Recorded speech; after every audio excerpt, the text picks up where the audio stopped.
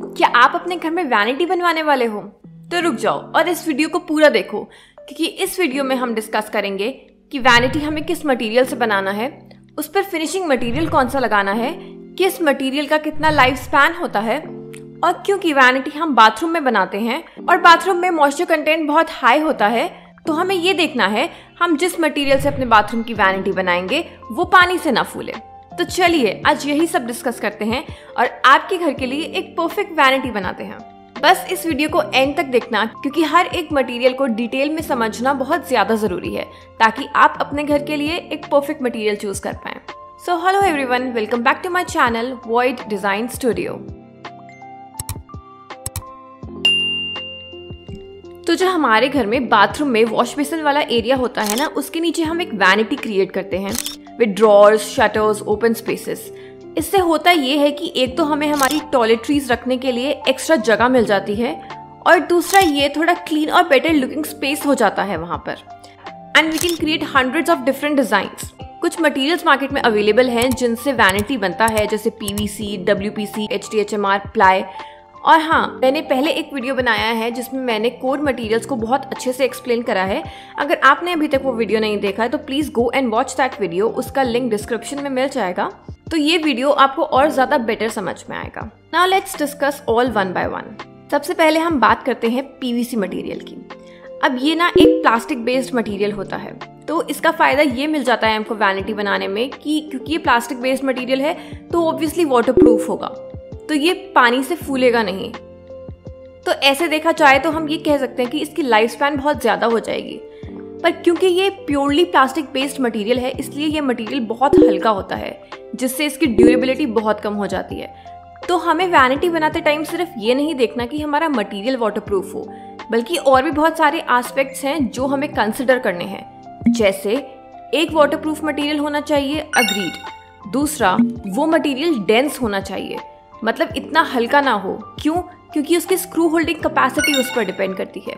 अब screw holding capacity से मतलब ये है कि जब आप उस पर पल्ले लगाएंगे या ड्रॉर्स लगाएंगे तो ड्रॉर्स के जो चैनल्स होंगे या पल्लों के जो हिंजेस होंगे वो हम स्क्रूज से अटैच करते हैं।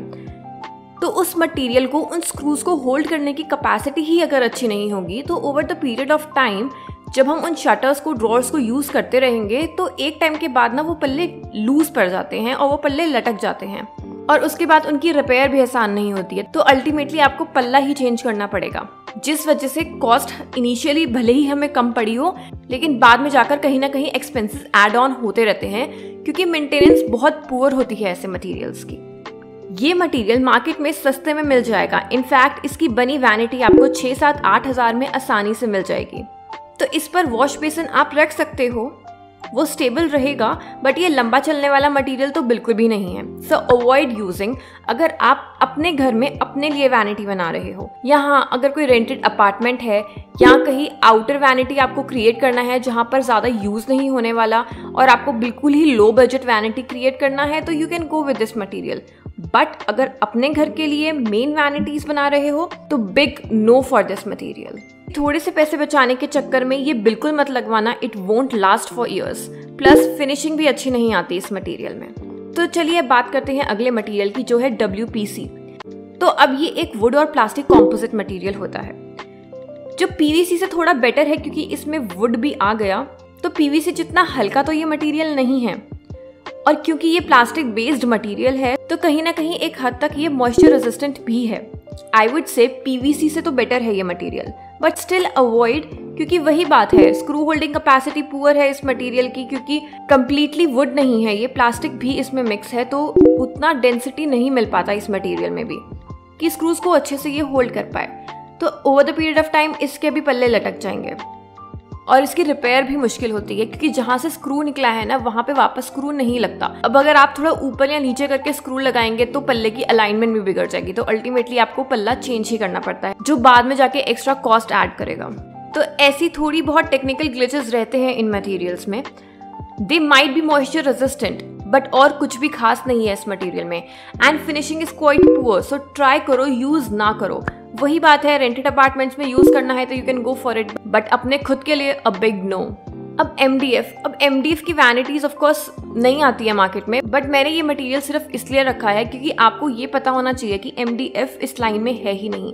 MDF is the most poorest material अगर आप अपनी वैनिटी में लगाओगे तो, बिकॉज MDF बिल्कुल भी मॉइस्चर रेजिस्टेंट नहीं होता है, right. Screw holding capacity poor होती है। तो जो 2 मेजर चीज़ें हैं वैनिटी क्रिएट करने के लिए वो ही इसकी बिल्कुल पुअर है।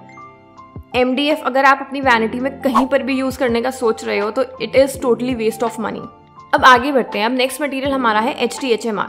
अब ये मटेरियल ना बहुत फेमस है बिकॉज ऑफ इट्स कलर। आपने ऐसा ग्रीन कलर का मटेरियल मार्केट में देखा हो तो HDHMR की जो फुल फॉर्म होती है वो होती है high density high moisture resistant.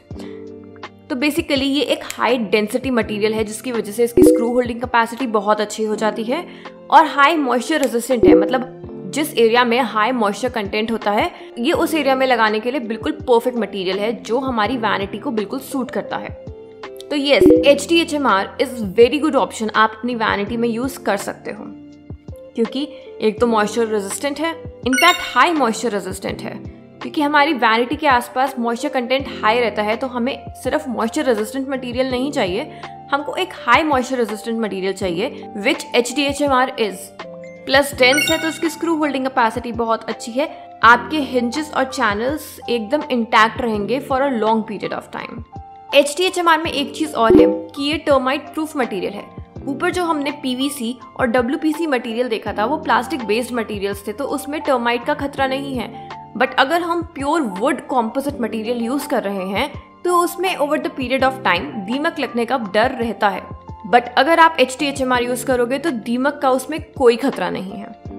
और अगर हम इस पे फिनिशिंग मटेरियल की बात करें तो लैमिनेट, एक्रिलिक, चारकोल पैनल, ऐसा कोई भी पेस्टिंग वाला मटेरियल इस पे आराम से लग जाएगा। बट ये मटेरियल जिसके लिए बेस्ट जाना चाहता है वो है पेंट। HDHMR पे पेंट की फिनिश डूको हो, PU हो, बहुत अच्छी आती है क्योंकि HDHMR एक बहुत ही फाइन और स्मूथ सरफेस वाला मटेरियल है जिसपे पेंट की फिनिशिंग बहुत सुंदर आती है। तो अगर आपको अपने घर में वैनिटी बनवाना है जिस पर आप चाहते हो पेंट करवाना तो आपके पास कोई और ऑप्शन नहीं है, एक ही ऑप्शन है HDHMR। Without a doubt go for it. अब हम अपने लास्ट मटेरियल की बात करते हैं जो है ply. Now if you don't have any budget issues और आपको अपने घर के लिए बेस्ट मटेरियल चाहिए तो without a doubt go for ply. पर प्लाई में भी ना बहुत सारे ग्रेड्स आते हैं जैसे MR, BWR, BWP। तो MR होता है मॉइस्चर रेजिस्टेंट, BWR होता है boiling water resistant and BWP होता है बॉइलिंग वाटर प्रूफ। तो MR ग्रेड तो यूज ही नहीं करना है हमें because it's just moisture resistant और वैनिटी के लिए हमें at least high moisture resistant material चाहिए। तो ये वाली ग्रेड तो कैंसिल हो गई। फिर बारी आई BWR की जो है boiling water resistant. It is a good option क्योंकि बॉइलिंग वाटर को एक हद तक ये रेजिस्ट कर लेगा। तो नॉर्मल वाटर को तो आराम से कर लेगा because obviously boiling water is more dangerous than normal water. तो आप इसको आराम से अपनी वैनिटी में लगा सकते हो। नेक्स्ट जो ग्रेड है वो है BWP, that is boiling water proof. मतलब बॉइलिंग वाटर में इसको डिप करके भी रखोगे तब भी इसका कुछ नहीं बिगड़ेगा because it is proof not resistant and proof is better than resistant. क्योंकि जो मटेरियल वाटर रेजिस्टेंट होगा वो एक हद तक ही पानी को रेजिस्ट कर पाएगा, लेकिन अगर मटेरियल वाटर प्रूफ है तो कितने भी साल उसको पानी में रखो उसका कुछ नहीं बिगड़ेगा। तो BWP प्लाई इज बेस्ट अगर आपको अपने घर में वैनिटी बनानी है एंड स्पेशली अगर वो वैनिटी बेदिंग एरिया में है एंड बीच में कोई पार्टीशन नहीं है क्योंकि जब आप शार यूज करोगे तो वैनिटी पर पानी पड़ता रहेगा। तो आपकी अगर वैनिटी ऐसे सेक्लूटेड नहीं है आपके वेट एरिया से तो आपको विदाउट अ डाउट जाना चाहिए BWP प्लाई पे क्योंकि वहाँ पे मॉइस्चर कंटेंट के साथ वाटर एक्सपोजर भी बहुत ज़्यादा मिलेगा उस वैनिटी को। तो अगर आप चाहते हो कि वो वैनिटी सालों साल चले तो go for BWP ply without a doubt. अब अगर इसके फिनिशिंग मटेरियल्स की बात करें तो इस पर सारे मटेरियल्स लग जाते हैं, लैमिनेट्स, एक्रिलिक, चारकोल पैनल जैसे पेस्टिंग वाले मटेरियल होते हैं। बस इस पर हम पेंट्स यूज़ नहीं करते क्योंकि पेंट की फिनिशिंग प्लाई पे बिल्कुल अच्छी नहीं आती। तो पेंट को छोड़कर आप बाकी कोई भी मटेरियल इस पर लगा सकते हो, कोई दिक्कत नहीं है। लेकिन अगर आपको अपने घर में पेंट वाली वैनिटी ही बनाना है तो आपको HDHMR ही चूज करना पड़ेगा। तो अब आप ये देख लेना आपको फिनिशिंग मटेरियल क्या चाहिए और आपका बजट क्या है अपनी वैनिटी के लिए। उस हिसाब से आप HDHMR या प्लाई में से कोई एक मटेरियल चूज कर सकते हैं। लेकिन हाँ, अगर आपको बजट का कोई इशू नहीं है और आप अपने घर में प्लाई ही लगवाना चाहते हैं लेकिन आपको फिनिशिंग मटेरियल चाहिए कि पेंट ही हो और यहाँ पर आप थोड़ा कॉन्ट्रोडिक्ट कर रहे हो, तो मेरे पास एक ट्रिक है जिसमें आप प्लाई ऐसा कोई मटेरियल यूज करके फिनिशिंग मटेरियल पेंट या डुको में जा सकते हैं। अगर आप जानना चाहते हैं वो ट्रिक क्या है तो आप कमेंट में लिख दो और मैं आपको ज़रूर बताऊंगी। ऑल्सो मैंने बहुत डिटेल में ना MDF, HTHMR और प्लाई मटेरियल को समझाया है कि कौन सा मटेरियल घर में कहाँ यूज़ होगा, कैसे यूज़ होगा, मार्केट से खरीदते टाइम किन बातों का हमें ध्यान रखना है और कौन सा मटेरियल कहाँ नहीं यूज़ करना। अच्छे से डिटेल में समझाया है, उसको ज़रूर देखना, तब आपको और ज़्यादा क्लैरिटी मिल जाएगी। इन मटेरियल्स को डिटेल में समझने के लिए स्क्रीन पे दी गई वीडियो पे क्लिक करो और मैं आपको वहीं मिलूंगी। Also don't forget to like, share and subscribe. Thank you for watching.